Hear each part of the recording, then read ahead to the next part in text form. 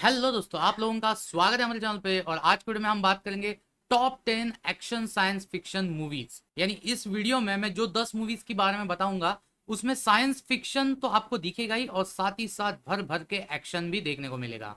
तो अगर आप hardcore action science fiction movies के दीवाने हो तो ये वीडियो स्पेसिफिकली आपके लिए बनाया गया है। तो चलिए बिना समय गवाए शुरू करते हैं हमारा आज का वीडियो। तो इस वीडियो में 10वें नंबर की मूवी आती है ट्रांसफॉर्मर्स। अभी यहाँ पे मैं बात कर रहा हूँ 2007 में आई हुई ट्रांसफॉर्मर्स मूवी की। मतलब ये मूवी जब आई थी तो एक अलग लेवल का एक्सपीरियंस हमें इस मूवी में देखने को मिला था।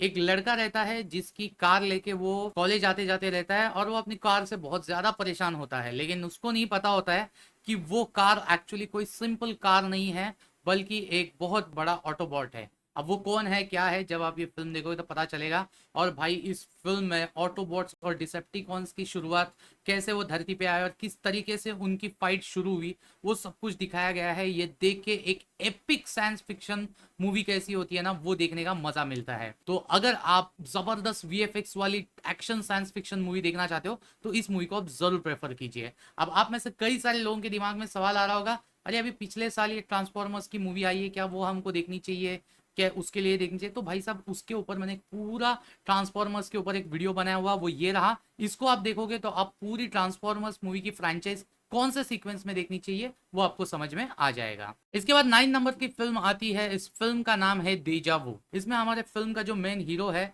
ये एक एटीएफ का स्पेशल एजेंट है और इन्होंने एक ऐसी टेक्नोलॉजी डेवलप की है जिस टेक्नोलॉजी के द्वारा वो मोमेंट पे, जो मोमेंट पे कोई एक स्पेसिफिक घटना घटती है, उस घटना की जगह पे ये लोग जा सकते हैं। तो यहाँ पे हमारे कहानी का जो हीरो है उसकी गर्लफ्रेंड जो है वो मर जाती है और उसी के दरमियान एक टेररिस्ट अटैक भी होता है। तो उस अटैक को बचाने के लिए उस समय में हमारा हीरो चला जाता है और उस पर्टिकुलर घटना को बिल्कुल अलग अलग एंगल से देखता है।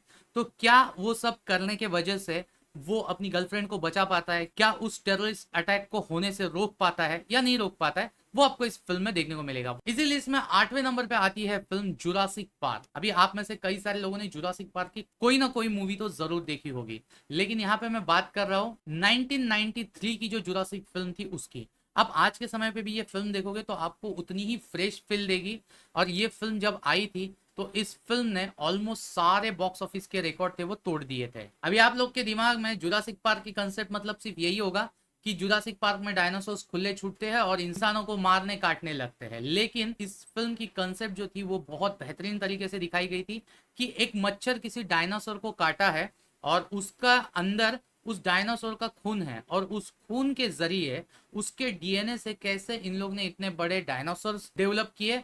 और फिर वो दिखाया गया है कि कोई भी जो जाति प्रजाति होती है उसको आप बांध के नहीं रख सकते, उसको अगर आप बांध के रखोगे तो वो अपने आप को एक्सप्लोर करने की कोशिश करेंगे। और वही चीज इस फिल्म में होते हुए दिखाई देता है और किस तरीके से फिर वो एक्सप्लोरेशन शुरू हो जाता है, फिर उसका नतीजा इंसानों को भुगतना पड़ता है, वो इस फिल्म में दिखाया गया है।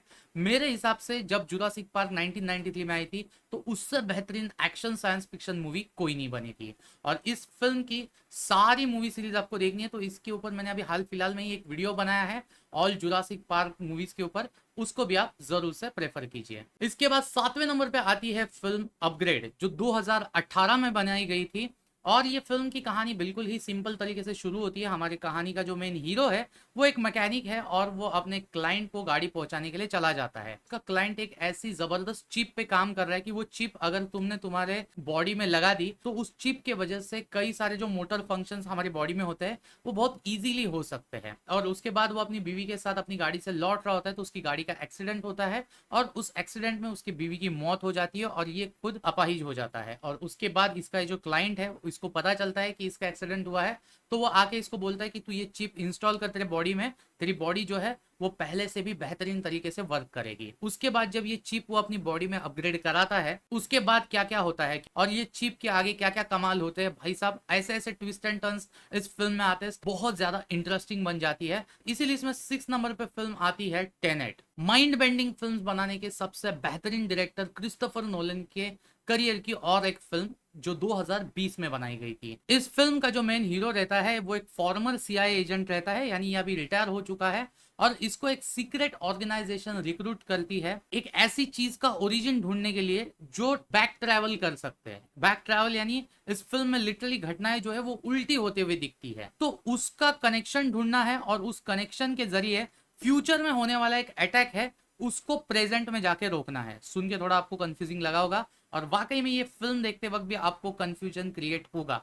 तो ये फिल्म आपको मतलब कोई पॉपकॉर्न खा के देखने वाली फिल्म नहीं है। इस फिल्म को देखते वक्त आपका दिमाग आपको एकदम ध्यान बराबर मूवी में रखना है और फिर ही ये फिल्म देखना है, और उसके बावजूद भी चांसेस है कि फर्स्ट टाइम में आपको ये फिल्म उतनी समझ में ना आए जितनी आपको सेकंड या थर्ड टाइम में समझ में आएगी। आप अगर क्रिस्टोफर नोलन की इंसेप्शन और मेमेंटो जैसी फिल्में देख के उनको पसंद करने लगे होंगे तो ये फिल्म भी आप जरूर से एक बार देख लीजिएगा। इसी लिस्ट में 5वें नंबर की मूवी आती है ल्यूसी, जो 2014 में बनाई गई थी, और इस फिल्म की लीड एक्ट्रेस है स्कारलेट जोहानसन। और इस फिल्म की कंसेप्ट बिल्कुल ही अलग किस्म की है। ऐसा बताया गया है इस फिल्म में कि एक इंसान जो है वो पूरी जिंदगी में अपना 10% ही दिमाग इस्तेमाल करता है। अब ये कितना सच है कितना झूठ है ये साइंस ही जाने, हम इसमें नहीं पढ़ना चाहते, लेकिन इस फिल्म में ऐसा दिखाया गया है कि एक ड्रग है, जो ड्रग अगर इंसान ले लेगा तो उसका ब्रेन जो है वो पूरा 100% एक्टिव हो जाएगा, और 100% एक्टिव हो गया तो वो कई सारी ऐसी सुपर ह्यूमन वाली काम कर सकता है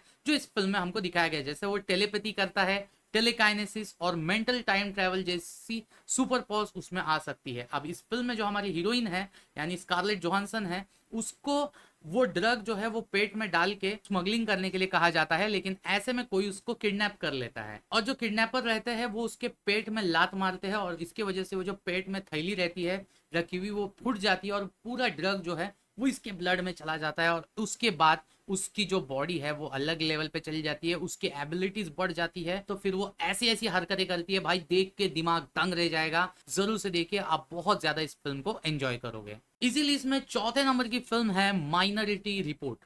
अब माइनॉरिटी रिपोर्ट फिल्म है एक अलग ही कंसेप्ट पे। इस फिल्म में ऐसा दिखाया गया है कि 3 लड़कियां रहती है, और उन 3 लड़कियों को एक स्पेसिफिक जगह पे रखा गया होता है, और वो 3 लड़कियां एक थॉट बना के एक टीम रहती है उसको भेज देती है, और उस टीम को पता चलता है कि स्पेसिफिक अगर कोई किसी का कत्ल करने वाला है तो ये पहले ही अलर्ट कर देते हैं। तो ये एक ऐसी टीम तैयार करते हैं कि वो टीम वो कत्ल होने से पहले वहां पे पहुंच के उस कातिल को कत्ल करने से रोक देते हैं। लेकिन अब इसके बाद डिबेट शुरू होता है कि क्या उसने कत्ल तो किया नहीं है, उसके इरादे तो पक्के थे, तो क्या उसको उस कत्ल की सजा देनी चाहिए या नहीं देनी चाहिए। और ऐसे में आता है इस कहानी में एक भयंकर सा ट्विस्ट, और जो हमारा फिल्म का मेन हीरो है यानी जिसके कैरेक्टर को प्ले किया है एक्टर टॉम क्रूज ने, वही किसी का कत्ल करने वाला है। तो अब इसके बाद हमारा कहानी का हीरो क्या करेगा? क्या खुद को सरेंडर करेगा या वहां से भाग जाएगा? और क्या उसकी तह तक पहुंच पाता है कि कैसे उस लड़की को दिखा कि वो किसी का कत्ल करने वाला है, क्योंकि उसका तो खुद का कोई ऐसा इरादा होता ही नहीं है, बल्कि वो एक ऐसी टीम को लीड कर रहा है जो क्राइम होने से रोकना चाहते हैं। तो अब क्या होती है सच्चाई और किस तरीके के ट्विस्ट आगे जाके घटते हैं, भाई देखना बहुत ज्यादा मजेदार हो जाता है। और इस फिल्म को जितना फ्यूचरिस्टिक वर्ल्ड में दिखाया गया है ना भाई, देख के आंखों को एक अलग लेवल का सुकून मिलता है। इसीलिए इसमें 3rd नंबर की जो मूवी है उस मूवी का नाम है सोर्स कोड। भाई ये एक ऐसी मूवी है कि कैसा होगा कि अगर आप एक ट्रेन में आपकी आंख खुल रही है और आपको पता चल रहा है कि 7 मिनट के अंदर आपको उस इंसान को ढूंढना है उस ट्रेन में जो इस ट्रेन को उड़ाने वाला है, और अगर आप 7 मिनट में नहीं ढूंढ पाओगे तो आपकी मौत पक्की है। तो यही होता है हमारे कहानी के मेन हीरो के साथ। उसकी आंख खुलती है, पहले तो उसको कुछ याद नहीं आता है, और जब उसको याद आता है वो खोजने की कोशिश करते रहता है, और उतने में वो ट्रेन जो है वो फुट जाती है। लेकिन उसके बाद क्या वो मरता है? नहीं, बल्कि वो किसी एक अलग जगह पे पहुंच जाता है, और उसको पता चलता है कि वो कहीं पे ट्रैप हुआ है, और उसको बताया जाता है कि उसको वापस से उस जगह पे भेजा जाएगा टाइम ट्रेवल करके, और उसको उस 7 मिनट के अंदर ढूंढना है कि वो क्रिमिनल कौन है, तो ही उसका छुटकारा होगा। तो क्या ये 7 मिनट के अंदर ढूंढ पाता है? कैसे वो वापस टाइम ट्रेवल करके उधर आ पाता है? इस सारी चीजों के पीछे क्या राज छुपा होता है, वो अगर आपको जानना है तो सोर्स कोड मूवी आप जरूर से देखिए। ऐसे लिस्ट में 2nd नंबर की मूवी आती है लूपर। अब लूपर मूवी में भी हमको टाइम ट्रेवल देखने को मिलता है। इस फिल्म में कुछ इस तरीके से घटना दिखाई गई है कि 25-30 साल बाद टाइम ट्रेवल जो है वो डिस्कवर हो चुका है, और वहां पे जिसने डिस्कवर किया है वो क्या करता है, उधर के जो लोग हैं जिनको उसको मारना है उन लोगों को पास्ट में यानी अभी जो प्रेजेंट चल रहा है वहां पे भेज देता है। तो अब जब यहाँ पे वो आते हैं तो उनकी निशानी मिटानी जरूरी हो जाएगी, वरना कहीं ना कहीं ये राज जो है वो खुल जाएगा कि भाई 25 साल बाद जो मशीन बना रहा है वो मशीन बन चुकी है। तो इसके लिए उन्होंने कुछ लूपर्स रखे होते हैं, यानी जो लूप में ट्रैवल करके वापस आते हैं उनको मारने के लिए। और ऐसे में एक दिन क्या होता है, हमारी कहानी का जो मेन हीरो है वही 25 साल बाद ट्रैवल करके आ रहा है। अब जो आया है ट्रैवल करके, उस कैरेक्टर को निभाया है ब्रूस विलिस ने, और उसको पता है कि मुझे जो मार रहा है वो मैं खुद ही हूं, लेकिन जो मार रहा है उसको नहीं पता है कि मैं मेरे फ्यूचर को मार रहा हूं। तो उसके हाथ से बचने के लिए ये ट्रिक क्या करता है, इसको पता रहता है कि जो भी लोग वहां पे टाइम ट्रेवल करके आते हैं उनका हाथ पीठ पे बांधा हुआ रहता है। तो ये क्या करता है, पीठ पे हाथ बांधने के साथ साथ एक सोने की ईंटों की एक थैली पीछे रख देता है, ताकि जो गोली है वो सोने की ईंटों को लग जाती है और जैसे तैसे ये बच जाता है और वहां से भाग जाता है। अब हमारा हीरो जो है वो ब्रूस विलिस यानी अपने ही फ्यूचर के पीछे पड़ा हुआ है। अब वो वहां पे क्यों आया है और क्या यहाँ पे हमारा हीरो ब्रूस विलिस को मार पाएगा या ब्रूस विलिस ही इसको खत्म कर पाएगा। इस फिल्म में इतनी बेहतरीन तरीके से इमोशंस को पिरोहा गया है और जितनी बेहतरीन एक्शन इसमें दिखाई गई है, भाई साहब एक एक सीन इस फिल्म में मजा देने का काम करता है। और इसी लिस्ट में पहले नंबर पे मैं आपको दो फिल्मों के नाम बताऊंगा। सबसे पहली फिल्म आएगी जो 1979 में आई थी, उसका नाम है एलियन। अब एलियन फिल्म जब आई थी तो ये साइंस फिक्शन हॉरर जोनर में थी। यहाँ पे एक टीम स्पेस में गई है कुछ खोजने के लिए और वहां पे उनको कुछ अनयूजुअल एक्टिविटी होते हुए दिखती है और वहां जाते हैं, उनको एहसास नहीं होता है कि उनके स्पेसशिप में चला आता है एक एलियन और फिर वो एलियन क्या क्या हंगामा मचाता है वो आपको पूरी फिल्म में देखने को मिलेगा। अब हालांकि एलियन की आपने कोई ना कोई मूवी जरूर देखी होगी, लेकिन मैं आपको रिकमेंड करूंगा कि इन सारी फिल्मों को देखने से पहले ये 1979 की एलियन जरूर देखना, क्योंकि ये अब तक की बनाई गई सारी मूवीज से one of the finest alien movie है।